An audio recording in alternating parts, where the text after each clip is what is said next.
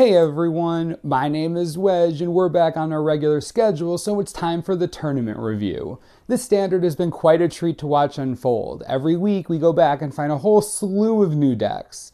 This week there are some familiar faces, mainly obs and mid-range, but some new and surprising builds as well. We're looking at the top 8 from the SCG Open in Columbus, Ohio. Let's get started. Our SCG Open winner was Steve Rubin playing obs and mid-range. By now we know the drill. Courser, Siege Rhino, Wingmate Rock, and Bramaz are all huge threats. This deck does supplement its Elspeths and Sorens with one Ajani Mentor of Heroes. In the past we've seen him as an on and off inclusion in obs and mid-range, but this weekend he seems more on than off. Tons of removal seals the deal, preventing the other guy from making up ground, like Hero's Downfall, Murderous Cut, and Utter End. It's mostly business as usual. Following in second was Andy Ferguson with Mardu Aggro. We got to see a few different variations on the Mardu build this weekend. This one, as you might have guessed from the name, has some smaller, cheaper cards than usual. Here we see no Planeswalkers rather than the usual 4 or 5. In their place, we have Bloodsoaked Champion and some hand hate in the form of Thoughtseize and Brain Maggot. The Champion is an early threat, but also makes for a hilarious way to repeatedly fuel Butcher of the Horde. The rest of the creatures are familiar enough, that is, Rabblemaster and Stormbreath. And the rest of the spells are all burned, serving the important dual purpose of burning off blockers or closing out the game by burning the opponent's face. Placing third was Tom Ross with a deck we've only seen online up to now, Blue-White Heroic. Fun story, we were going to do a deck tech on Blue-White Heroic this week since it's been doing really well online and can be built pretty cheaply. Then Tom Ross rolls up at the Open and goes on a nearly undefeated tear to third place with this. So we'll take a deeper dive into this later in the week. The short version is that this deck is kind of a Voltron strategy. You want to make one guy huge and evasive, dodging combat wherever possible. Cards like Feat of Resistance and God's Willing protect that one guy, since otherwise he'd be really soft to spot removal. Everything in the deck that's not a heroic creature or something to target it with is some kind of support card. Next up, in fourth, was Ben Steiner playing another obs and mid-range deck. Ajani Mentor of Heroes puts in another appearance here. The deck was missing Bramaz, but had a couple end hostilities in the main deck, something we haven't seen much of.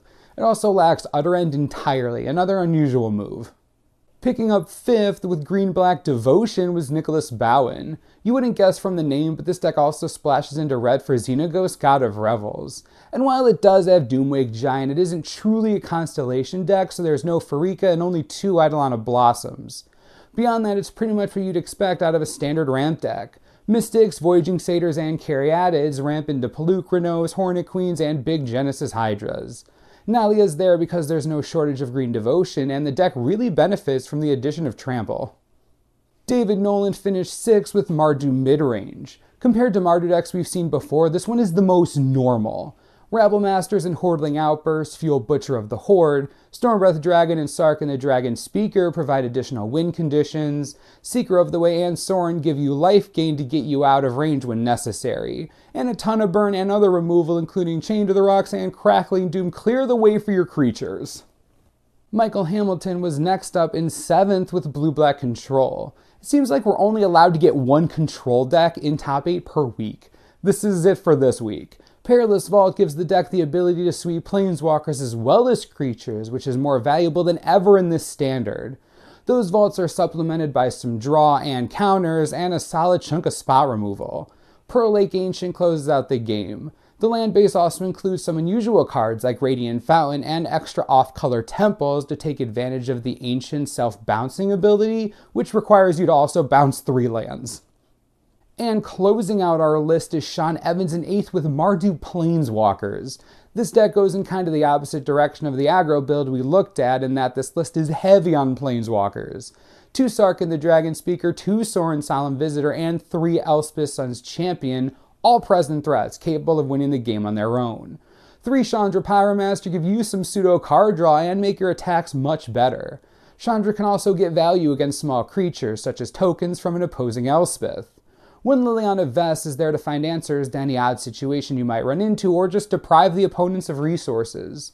There are still some Wingmate Rock and Bramaz on the list, and the other spells are basically a fistful of removal. That includes Anger of the Gods. Keep in mind that this deck's small creatures are renewable, so losing them to a sweeper is much less of a downside.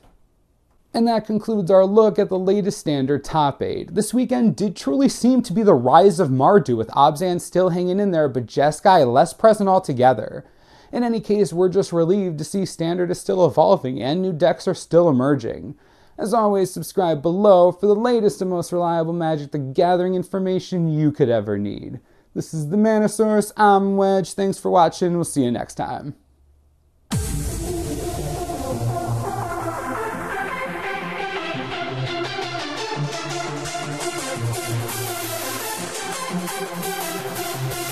Wow.